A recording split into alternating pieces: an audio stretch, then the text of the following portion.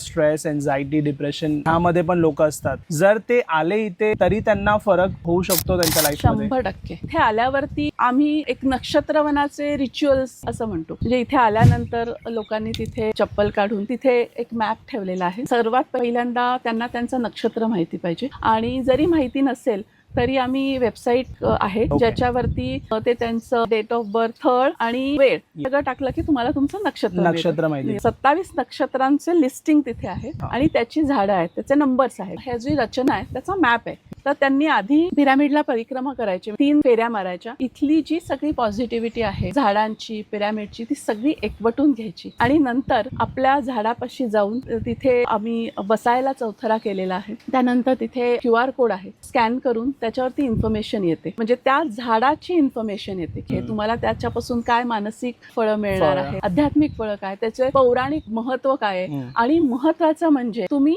नक्षत्रवनात आल्यानंतर इथे काय मंत्र म्हणायला पाहिजे, कसं ध्यान लावायला पाहिजे, हे सगळं त्याच्यावरती आम्ही दिलेलं आहे QR कोड वरती.